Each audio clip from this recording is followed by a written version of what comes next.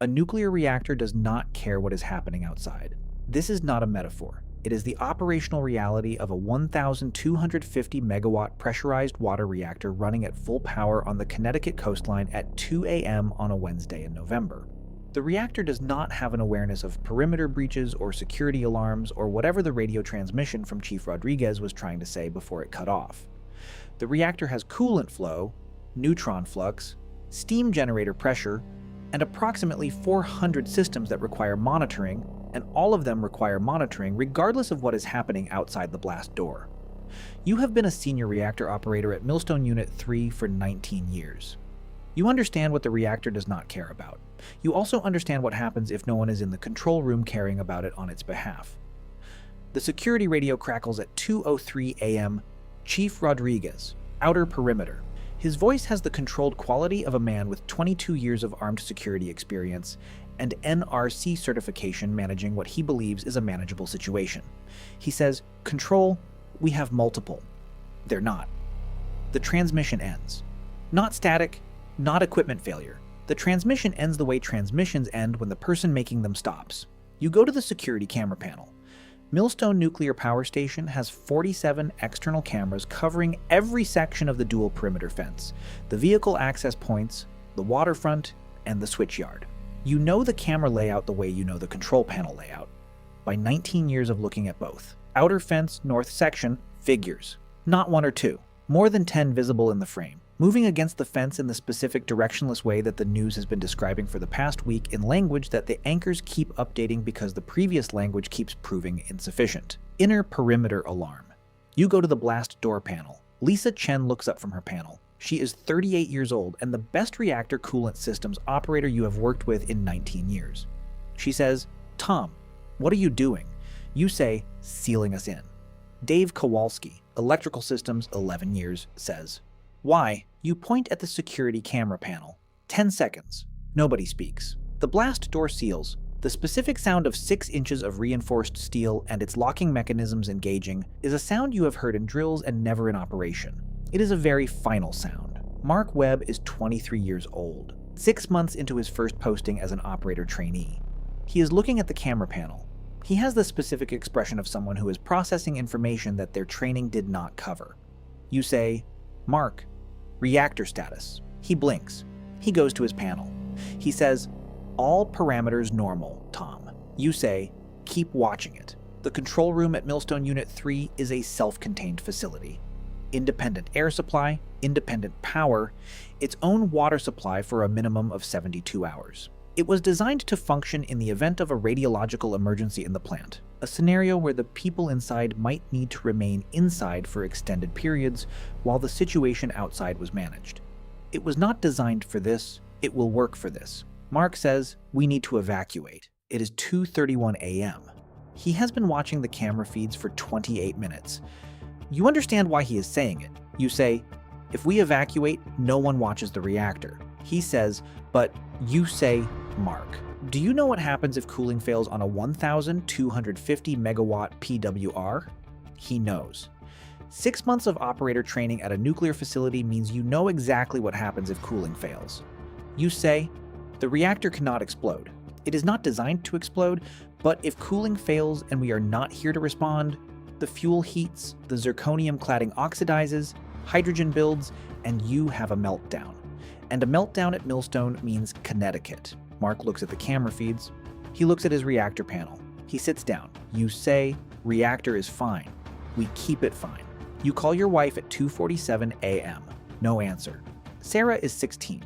She has a geometry test on Thursday that she has been studying for since Sunday.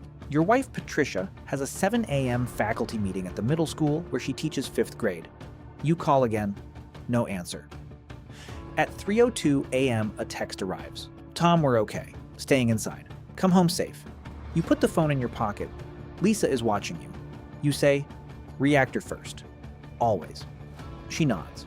She goes back to her panel.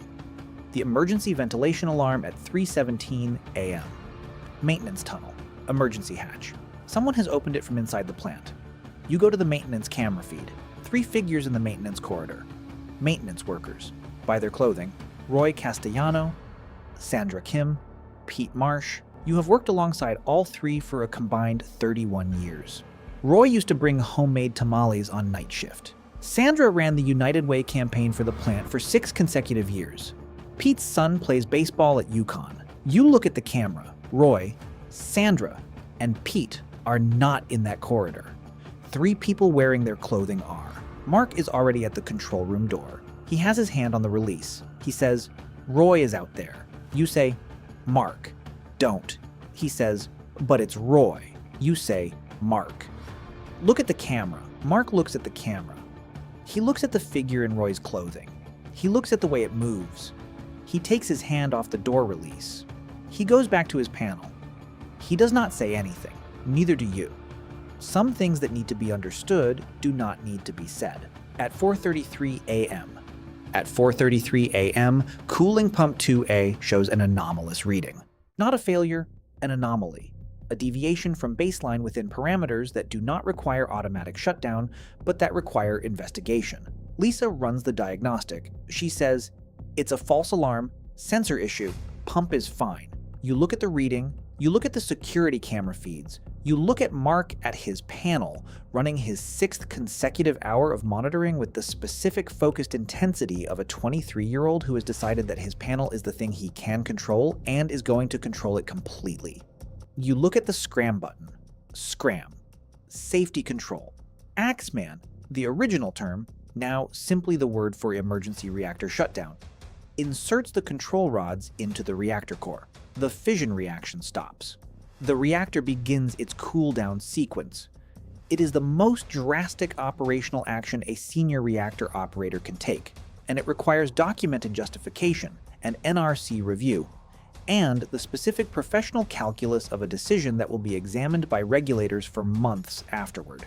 You say, we're doing scram. Lisa says, Tom, the pump is fine. You say, I know. Dave says, NRC will question. You say, let them. Your reasoning is this. It is 4:33 a.m.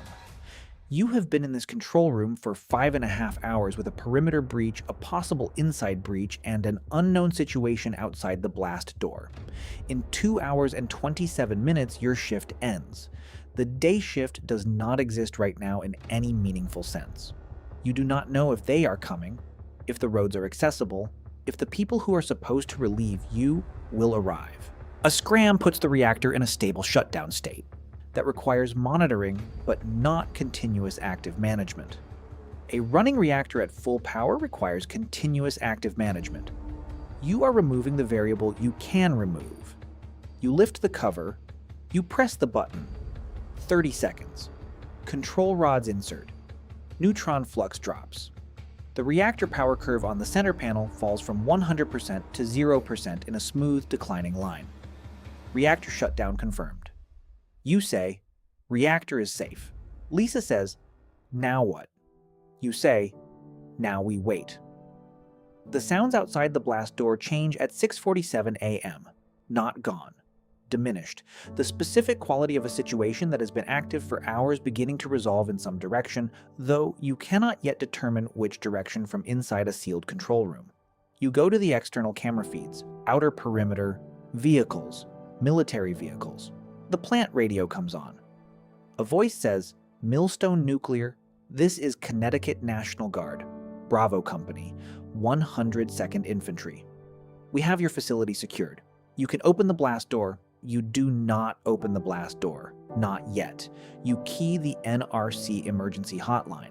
The Nuclear Regulatory Commission maintains a 24-hour operations center that has been notified of the Millstone situation through automatic plant alarms since 2:03 a.m. You speak to an NRC officer. You get the authentication codes for the National Guard unit. You verify. Then you open the blast door. Connecticut morning light. The specific quality of early morning on the Connecticut coast. Gray, cold, the Long Island Sound visible past the plant's waterfront. A November morning that does not know what happened during the night and does not look different for it. A National Guard captain meets you at the blast door. He looks at you.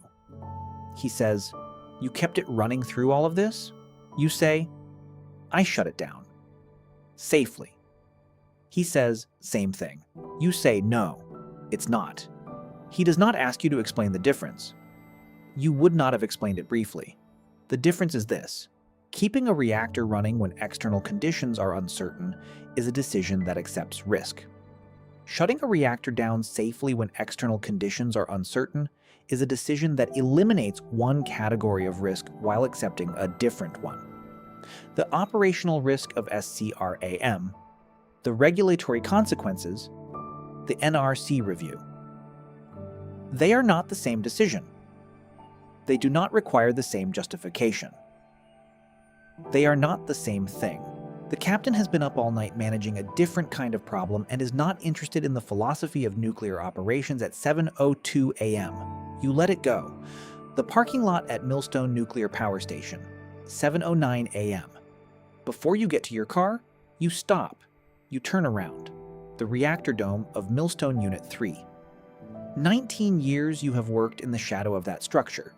It contains currently a reactor in safe shutdown. Decay heat is being managed by the residual heat removal system.